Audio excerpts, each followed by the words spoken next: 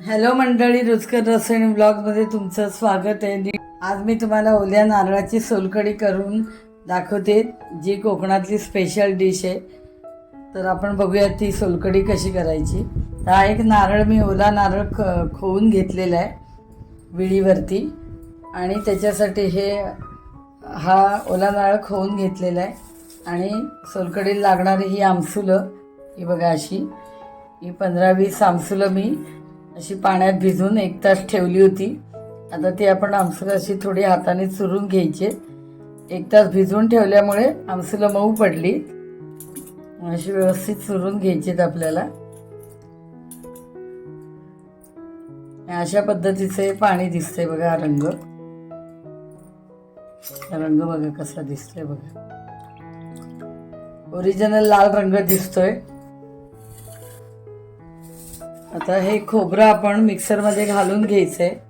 याचं दूध काढायचंय नारळाचं. 4 पाकळ्या लसणीच्या घालतीये. नंतर अर्धा चमचा जिरं पावडर टाकतीये. तुम्ही अख्खं जिरं टाकलं तरी चालेल, अर्धा चमचा. थोडंसं मीठ घालतीये, अर्धा चमचा. आणि हे आमसुलाचं पाणी पण ह्याच्यामध्ये घालतीये मी, आणि आमसुला सकट घालतीये. ह्याच्यामध्ये अजून थोडंसं पाणी घालते. आता मिक्सरमधनं हे सर्व मिश्रण फिरवून घेणार आहे मी, आणि याचं दूध काढून घेणार आहे. हे बघा, मिक्सरमध्ये असं मिक्सरमधनं फिरवून घेतल्यानंतर अशी पेस्ट तयार झाली.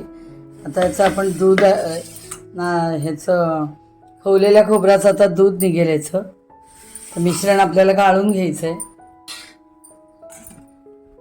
चाळण घेतली मी बघा.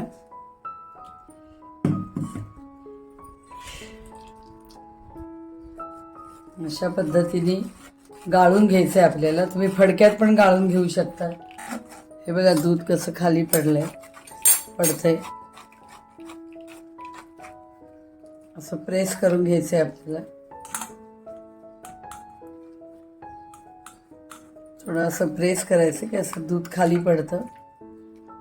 सगळं साहित्य मी नारळ बारीक करून घेतानाच टाकून दिलं. आमसूल, लसूण वगैरे सगळं, जिरा पावडर, म्हणजे चांगलं एकजीव होऊन येतं मिक्सरमध्ये फिरवून घेतल्यावर. तरी बाजूला काढते मी ताटात. पुन्हा हे टाकून घेते मी. अशा पद्धतीने मिक्सरमधलं सर्व मिश्रण मी गाळून घेते. आणि हा जो आता पुन्हा आपला चव आलाय, हा जो गाळ राहिलाय, त्याच्यात पुन्हा पाणी टाकून मिक्सरमधनं फिरवून घ्यायचंय.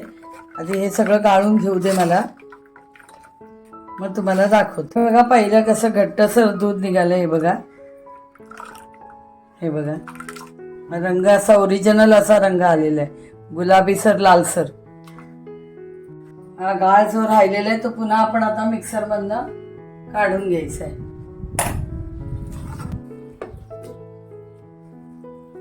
त्याच्यातून पुन्हा दूध निघेल. ते पहिलं दूध निघाले. आता पुन्हा पाणी टाकायचं ह्याच्यामध्ये. पुन्हा असं 2-3 वेळा फिरवून घ्यायचं आणि त्याचं ज्यूस काढून घ्यायचं, दूध काढून घ्यायचंय. पाणी घालते मी चांगलं. 1 तांब्या पाणी घातलंय आणि आता पुन्हा मी हे घुसळून घेते. पुन्हा मी बारीक करून घेतलं याच्यामध्ये 1 तांब्या पाणी घालून. तर पुन्हा आपण हे दूध गाळून घ्यायचंय.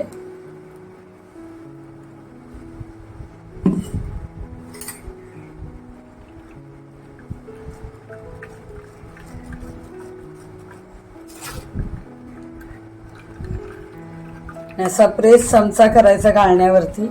जसं मगाशी आपण गाळून घेतलं तसंच गाळून घ्यायचंय.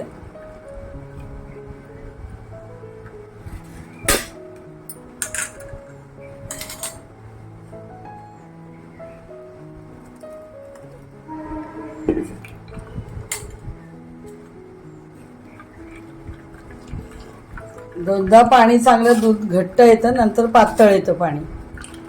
दूध ते पातळ येतं. पुन्हा पाणी अर्धा लोटा घालून पुन्हा फिरवून घ्यायचा आहे. हा गाळ जो आला आहे तो अशा पद्धतीने मी गाळून घेते, सबंध दूध काढून घेते आणि मग पुढे काय करायचं ते दाखवते.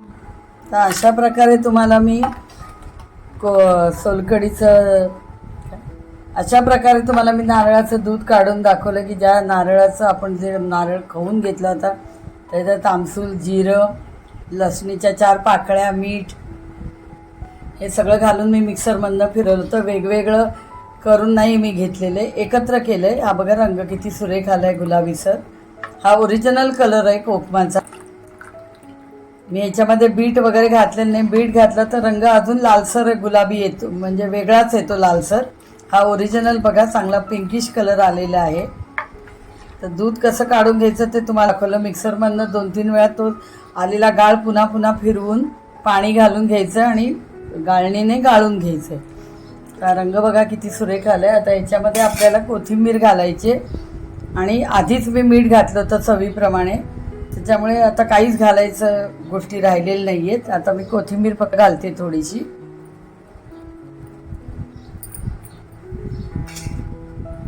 ही सोलकढी फ्रीजमध्ये ठेवून द्यायची. थंडगार सोलकढी प्यायला अप्रतिम लागते. तर तुम्हाला आता मी हे ग्लासमध्ये सर्व करून दाखवते.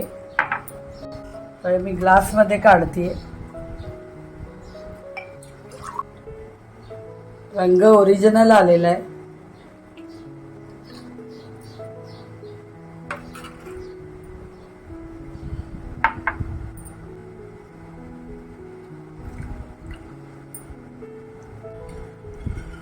ओरिजिनल रंग आलेले आहे बघा किती गुलाबी सर.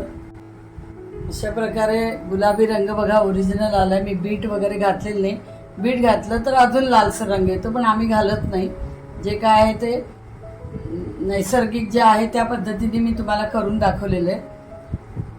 तर मी दाखवल्याप्रमाणे ही सोलकढी झटपट होणारी कशी करायची ती मी तुम्हाला दाखवली. नाही तर मग आधी नारळाचं दूध काढून घ्या, मग कोकमाचं पाणी पुन्हा त्याच्यामध्ये ॲड करा, पुन्हा ते गाळून घ्या. त्याच्यापेक्षा मी सगळं एकत्र करून मिक्समध्ये फिरवून तुम्हाला ही सोलकढी करून दाखवलेली. तर तुम्ही झटपट होणारी सोलकढी बघा मी कशी केली ते. आणि ही सोलकढी फ्रीजमध्ये थंड झाल्यावरतीच प्यायला घ्या. अतिशय पौष्टिक आहे. उन्हाळा खूप वाढलेला आहे, त्याच्यामुळे सोलकढी प्यायला तर ॲसिडिटी आपली कमी होते आणि शरीरातली गरमीही कमी होते. तर तुम्ही जरूर करून बघा आणि घरच्यांना सर्व करा, प्यायला द्या तुम्ही ती सोलकढी. आणि माझ्या रेसिपी लाईक, शेअर, सबस्क्राईब करून कॉमेंट्स करा. थँक्यू.